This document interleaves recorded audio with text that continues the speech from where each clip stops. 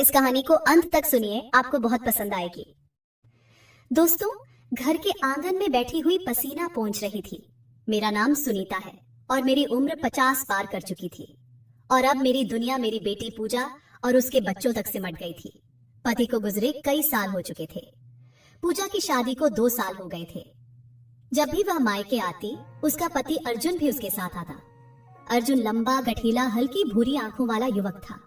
पहली बार जब उसे देखा तो महसूस किया कि वह सिर्फ मेरा दामाद ही नहीं, बल्कि ऐसा व्यक्ति था जो किसी को भी अपनी ओर खींच सकता था। मैं हमेशा खुद को समझाती कि यह सब बस मेरा भ्रम है, लेकिन जब भी अर्जुन मेरे सामने आता मैं अजीब सा महसूस करने लगती। उस दिन भी पूजा मायके आई हुई थी। अर्जुन बाहर से आया और मुझे पसीना पोंछते हुए देखकर रुक गया। बहुत गर्मी है माँ, आपको अंदर जाकर आराम करना चाहिए, उसने कहा। मैं हल्के से मुस्कुराई। अरे नहीं बेटा, काम तो करना ही पड़ता है, मैं पंखा लाता हूँ, कहकर वह अंदर गया और हाथ में बड़ा सा पंखा लेकर लौटा। उसने मेरी ओर बढ़ाते हुए कहा, इसे पकड़ लीजिए, आराम मिलेगा। मैंने हंसकर उसे देखा, दे तो रहा है लेकिन चलाने की हिम्मत नहीं हो रही, तो मैं ही चला देता हूँ। वह मुस्कुराया और मेरे पास बैठकर पंखा झलने लगा। ठंडी हवा लगते ही मेरी आंखें हल्की सी बंद हो गईं, लेकिन मन कहीं और भटकने लगा। अर्जुन बहुत करीब था। उसका हाथ बार बार मेरे गालों के पास आ रहा था। 1-2 बार उसकी उंगलियां मेरे गालों को छू भी गईं, जिससे मेरे बदन में अजीब सी सिहरन दौड़ गई।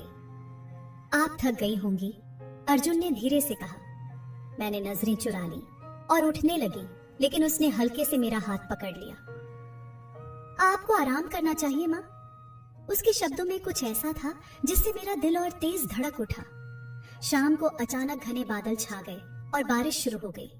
मैं बरामदे में खड़ी होकर बारिश का आनंद ले रही थी। तभी अर्जुन आ गया और बोला, माँ आपको बारिश पसंद है? मैं हंस पड़ी। बहुत पहले जब उम्र छोटी थी तब भीगने का बहुत शौक था। अर्जुन मुस्कुराया, तो आज फिर से बच्चों की तरह भीगने का मन है क्या? मैंने उसे देखा, उसकी आंखों में वही चंचलता थी। अब इस उम्र में भीगने की जरूरत नहीं बेटा, मैंने हल्के से कहा। क्यों माँ, क्या कोई उम्र होती है भीगने की? उसके लहजे में हल्की शरारत थी। मैंने उसे झूठ मूठ घूरा। अच्छा ठीक है, बैठो, मैं तुम्हारे लिए चाय बना देती हूँ। वह मुस्कुराया और अंदर चला गया। थोड़ी देर बाद जब लौटा तो उसकी शर्ट आधी भीग चुकी थी। एक बूंद उसकी जुल्फों से फिसली और उसकी गर्दन पर गिर गई। अनायास ही मेरी नजर वहां अटक गई। अरे माँ, आप भीग रही हैं, उसने अचानक कहा और अपने गीले बाल झटक दिए। ठंडी बूंदें मेरे चेहरे पर आ गिरी, जिससे मैं अंदर तक भीग गई। असहज होकर मैंने साड़ी का पल्लू ठीक किया और जाने के लिए मुड़ी। तभी अर्जुन ने धीरे से मेरा हाथ पकड़ लिया। रुकिए, उसकी आवाज में एक अजीब सी खनक थी। मैं ठिठक गई। अचानक बिजली कड़की और उसके उजाले में मैंने उसकी आंखों में कुछ ऐसा देखा कि मेरा कलेजा धड़क उठा। वह कुछ कहना चाह रहा था, मगर उसके होंठ कांप रहे थे। मेरी धड़कन तेज हो चुकी। उस दिन के बाद मैंने खुद को बहुत समझाने की कोशिश की, लेकिन अर्जुन का ख्याल मन से निकल ही नहीं रहा था। जब भी वह सामने आता, मेरा दिल अजीब तरीके से धड़कने लगता। दोपहर का समय था। घर में सब अपने अपने कमरों में थे। मैं रसोई में मसाले पीस रही थी। तभी ऊपर के रैक से मसाले का डिब्बा गिरने लगा। मैंने उसे पकड़ने के लिए हाथ बढ़ाया, लेकिन तभी अर्जुन अचानक पीछे से आ गया और डिब्बा थाम लिया। माँ, आपको ध्यान से काम करना चाहिए, उसने कहा। मैं चौंकी, क्योंकि उसका बदन मेरे बहुत करीब था। उसकी गर्म सांसें मेरी गर्दन को छू रही थी। मैं खुद को पीछे हटाने की कोशिश कर ही रही थी कि तभी अर्जुन का हाथ मेरी हथेली पर हल्के से टिक गया। मेरा दिल तेजी से धड़कने लगा। मैंने घबराकर हाथ पीछे खींचने की कोशिश की, लेकिन वह रुक गया। उसकी उंगलियां कुछ पल के लिए मेरी उंगलियों पर ठहर गईं। माँ, आप ठीक हैं? उसकी आवाज में एक अजीब सी कोमलता थी। मैंने जबरदस्ती खुद को सामान्य दिखाने की कोशिश की और पीछे हटते हुए कहा, हाँ मैं ठीक हूँ, तुम जाओ, पूजा को बुला दो, शायद उसे कुछ चाहिए होगा। अर्जुन कुछ पल मुझे देखता रहा, फिर हल्की मुस्कान के साथ पीछे हट गया। मैं जल्दी से रसोई से बाहर आ गई और अपने कमरे में जाकर खुद को संभालने लगी। यह क्या हो रहा था? मैं खुद को रोक क्यों नहीं पा रही थी? कुछ दिन बाद पूजा को अपनी ससुराल वापस जाना था। सुबह का वक्त था। अर्जुन अपने सामान की पैकिंग कर रहा था। घर में हलचल थी, लेकिन मेरा ध्यान हर वक्त उस पर ही जा रहा था। जब भी वह मेरे सामने आता मुझे कुछ अजीब सा महसूस होने लगता। जब विदाई का वक्त आया तो पूजा ने गले लगकर मुझसे कहा, माँ अपना ख्याल रखना। अर्जुन भी मेरे पास आया। माँ हमें निकलना चाहिए। मैंने हल्का सा सिर हिलाया और दरवाजे तक उन्हें छोड़ने आई। पूजा आगे बढ़ गई लेकिन अर्जुन रुका। उसने मेरी तरफ देखा और धीरे से कहा, माँ अपना ध्यान रखना और हाँ, ज्यादा गर्मी में मत बैठा कीजिए। मैंने कुछ नहीं कहा, बस एक फीकी मुस्कान दी। अर्जुन कुछ पल खड़ा रहा, फिर चला गया। लेकिन यह अंत नहीं था। अर्जुन के जाने के बाद भी उसका ख्याल मेरे मन में बना रहा। उसकी बातें, उसका करीब आना, वो हल्की हल्की छुआन, सब कुछ रह रहकर याद आ रहा था। कुछ हफ्ते बाद एक दिन दोपहर को अचानक फोन बजा। मैंने उठाया। हेलो माँ। दूसरी तरफ अर्जुन की आवाज थी। मेरा दिल जोर से धड़का। कैसी हैं आप? मैं ठीक हूँ बेटा। मैंने खुद को सामान्य दिखाने की कोशिश की। आपकी आवाज कुछ थकी हुई लग रही है, ज्यादा काम मत किया कीजिए। अर्जुन की आवाज में वही पुरानी चिंता थी। नहीं, बस यूं ही। तुम कैसे हो? अच्छा हूं, पर माँ। वह रुका, फिर धीमे से कहा, आपकी बहुत याद आती है। मेरे हाथ से फोन कांपते कांपते छूटने को हुआ। मैं कुछ बोलना चाहती थी लेकिन शब्द गले में अटक गए।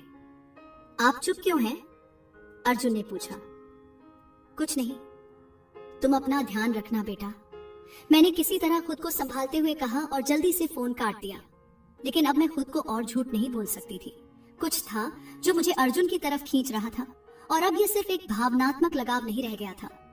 यह कुछ और था, कुछ गहरा, कुछ जिसे मैं खुद से भी छिपा नहीं पा रही थी। अर्जुन के फोन कॉल के बाद मेरा मन बेहद विचलित हो गया।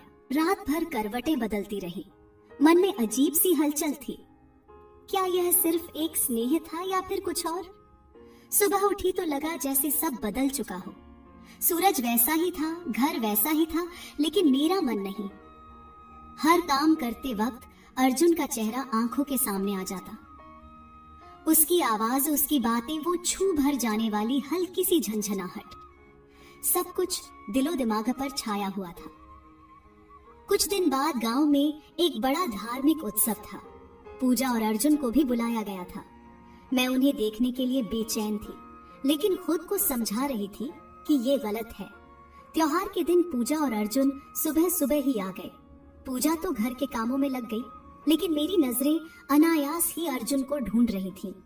वह बरामदे में बैठा था, सफेद कुर्ते में हल्की मुस्कान के साथ। मैंने खुद को संभाला और उसके पास गई। कैसे हो अर्जुन? उसने मेरी तरफ देखा। उसकी आंखों में वही पुरानी गहराई थी। आपसे मिलकर हमेशा अच्छा लगता है माँ, उसने कहा, पर उसकी आवाज में कुछ और भी था, कुछ ऐसा जो सिर्फ मैं समझ सकती थी। मैंने नजरें झुका ली और जल्दी से किचन की तरफ चली गई, लेकिन मन वहीं अटका रहा। शाम को त्योहार की रौनक थी, सब लोग खुश थे, लेकिन मेरी बेचैनी बढ़ती जा रही थी।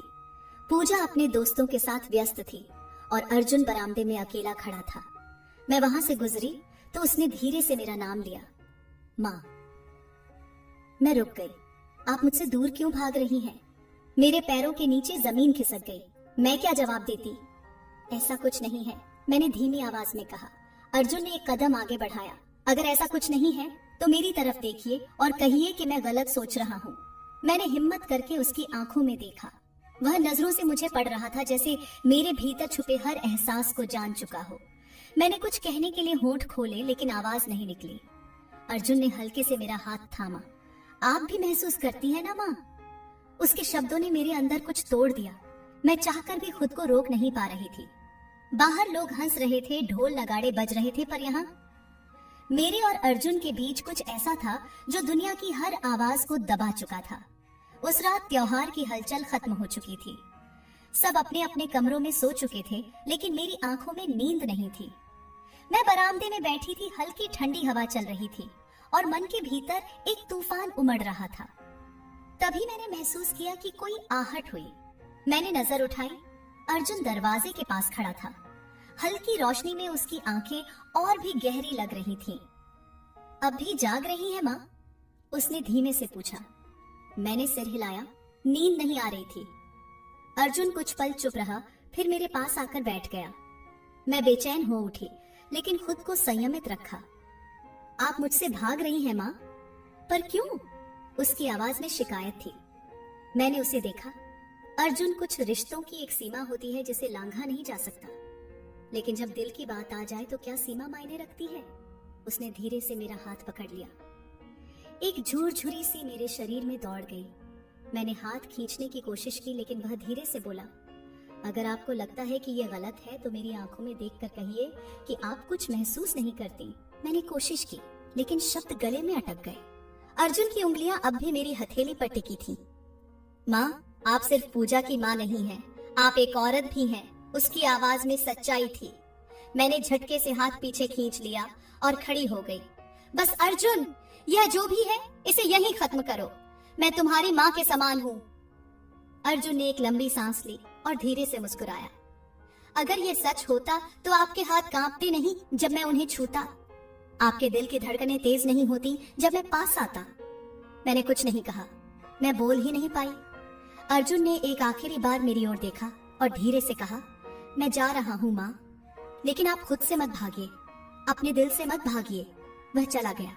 मैं वहीं खड़ी रह गई, एक तेज धड़कते दिल और बहते आंसुओं के साथ। अब आगे क्या होगा? क्या सुनीता अपने दिल की बात मान लेगी? क्या अर्जुन वाकई चला जाएगा, या फिर यह कहानी किसी और मोड़ पर जाएगी? उस रात के बाद अर्जुन के शब्द मेरे कानों में गूंजते रहे। अपने दिल से मत भागिए माँ। मैंने खुद को समझाने की बहुत कोशिश की। यह सब गलत था, बहुत गलत। मैं उसकी सास के समान थी और वह मेरी बेटी का पति, लेकिन दिल ने जिस राह पर चलना शुरू कर दिया था उसे रोकना मेरे बस में नहीं था। अगले कुछ दिन यूं ही बीत गए। अर्जुन और पूजा अपने घर वापस चले गए। घर फिर से खाली हो गया, लेकिन मेरे अंदर कुछ टूट सा गया था। कुछ हफ्तों बाद उस दिन दोपहर में अचानक अर्जुन का फोन आया। मेरा दिल जोर से धड़का। मैंने फोन उठाया। माँ, कैसी हैं आप? मैं ठीक हूँ। मैंने सामान्य बनने की कोशिश की। आप झूठ बोल रही हैं, अर्जुन ने हल्की हंसी के साथ कहा। मैं आपको भूल नहीं पा रहा माँ। आप मुझे सच बताइए, क्या आप भी मुझे याद करती हैं? मेरे होंठ कांपने लगे। मैं क्या जवाब देती? क्या कहती कि हाँ, मैं हर पल तुम्हें याद करती हूँ, कि जब तुम पास नहीं होते तब भी तुम्हारी मौजूदगी मुझे महसूस होती है? अर्जुन, हमें यह सब बंद करना होगा। ये सही नहीं है। मैंने किसी तरह खुद को कठोर बनाते हुए कहा। अगर ये सही नहीं होता तो हमारी भावनाएं इतनी सच्ची क्यों लगती हैं? उसकी आवाज गहरी हो गई। मैं चुप रही। मैं कुछ दिन के लिए गांव आ रहा हूँ माँ, आपसे मिलने। मेरी सांसें अटक गईं। अर्जुन, मत आओ, मैंने धीमे से कहा। अगर आप सच में चाहती हैं कि मैं न आऊं तो एक बार दिल से कह दीजिए, मैं नहीं आऊंगा। मैंने बहुत कोशिश की, लेकिन कह नहीं पाई। फोन कट गया, लेकिन मेरी बेचैनी बढ़ गई। 2 दिन बाद शाम का वक्त था। मैं बरामदे में बैठी थी। हल्की ठंडी हवा चल रही थी। तभी सामने सड़क पर एक जाना पहचाना चेहरा दिखा।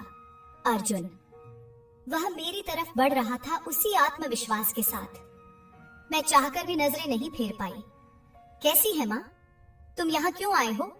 मैंने आंखें चुराते हुए कहा। आपको देखने, और यह समझाने कि कुछ रिश्ते नाम से नहीं, एहसास से तय होते हैं। मैंने उसकी तरफ देखा। उसकी आंखों में वही गहराई थी, वही अपनापन। क्या मैं खुद को रोक पाऊंगी, या फिर यह रिश्ता उन सीमाओं को लांघ जाएगा जिन्हें कभी नहीं तोड़ना चाहिए?